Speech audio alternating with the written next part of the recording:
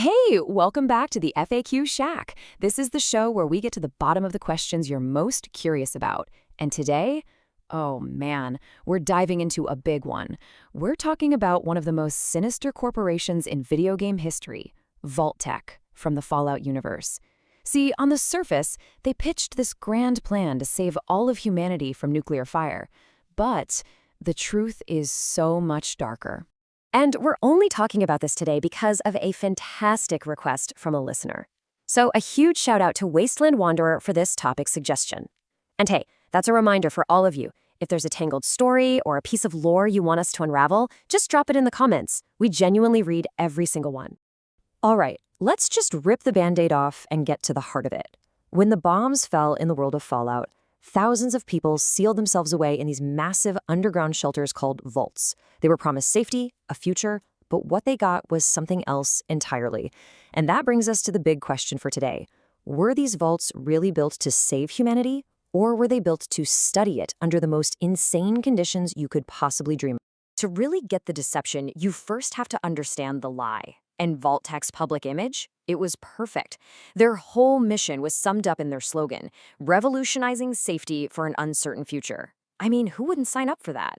They were the good guys, the saviors of America. Officially, it all looked totally above board. Vault-Tec was a huge pre-war defense contractor, and they were using government money to build fallout shelters. The stated goal was simple: make sure the human race could ride out a nuclear apocalypse. It's a pretty great sales pitch, right? But here's the twist. It was all a horrifying bait and switch. You know, Sarah Milner over at Polygon really just nailed it when she wrote that Vault-Tec had, quote, little interest in saving the population. Instead, its corporate leadership was playing the long game, using the majority of the vaults to conduct social experiments. And they did it without any rules, any ethics, any oversight at all. And the scale of this whole thing is just, it's staggering. In total, Vault-Tec built 122 of these massive underground bunkers all across the United States. Think about that. 122 chances to save humanity or to exploit it. And here is the number that just blows my mind. Of those 122 vaults, only 17 were what you'd call control vaults. You know, the ones that actually did what they said on the tin, save people.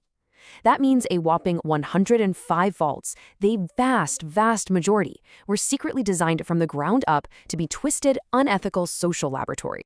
So what exactly was going on inside these 105 experimental vaults? Well, the experiments ran the gamut from kind of darkly funny and weird, all the way to truly monstrous. Let's ease into it and start with the bizarre stuff first. So, on the lighter, weirder end of the spectrum, you have something like this. In Vault 55, the big experiment was just see what happens when people have zero entertainment. Total boredom. But then you just know some scientist at Vault-Tec thought, you know what, that's not mean enough. So for Vault 56, they did the exact same thing, but they left behind all the tapes of one single notoriously awful comedian. Just imagine, 2 different ways to study how to drive people insane, pretty much just for kicks. A lot of these experiments were basically about creating social powder kegs and just seeing what happened. Vault 43, for example, was home to 20 men, 10 women, and a panther. Yeah, you heard that right, a panther. Vaults 68 and 69 were designed to test extreme gender imbalances, one with 999 men and 1 woman, the other the exact opposite. And then there's Vault 15, which they deliberately packed with people from totally different, clashing cultures and beliefs, pretty much just to watch the fireworks.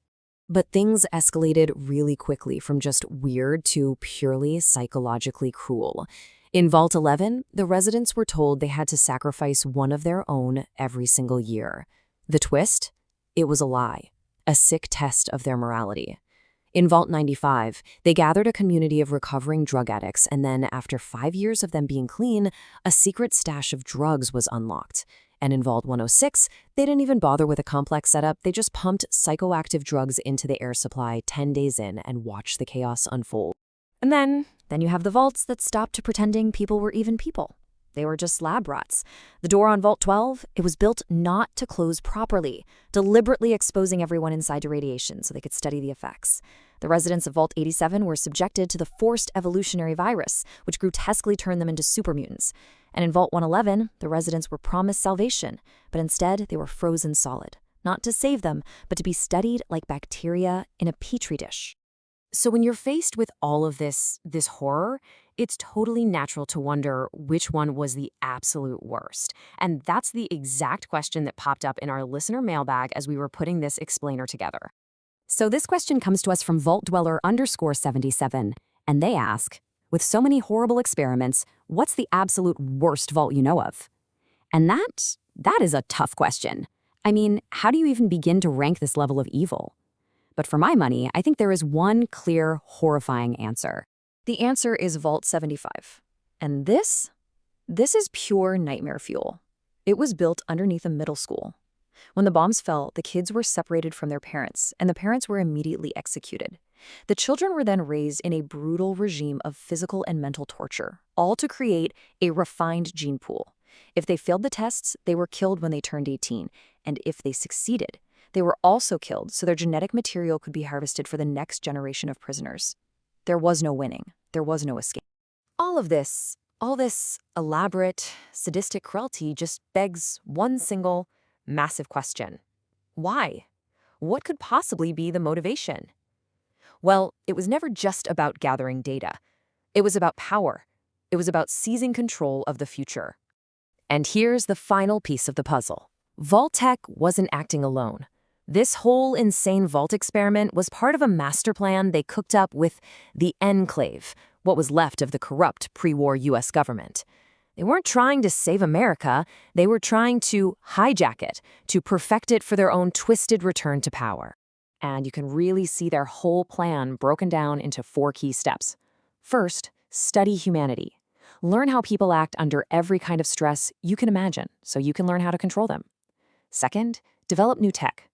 Use the vaults as your own private labs for new weapons, new viruses, new ways to control society. Third, and this is a big one, make sure the elites, the corporate and government leaders, aka them, survive the apocalypse no matter what. And finally, the endgame. After the world has burned, emerge from the ashes with all this new knowledge and tech, and be the only power left to rebuild the world exactly how you want it. It's just a terrifying vision of science with no morality, of corporate greed with absolutely no limits. And it really leaves us with one last, kind of chilling thought to chew on.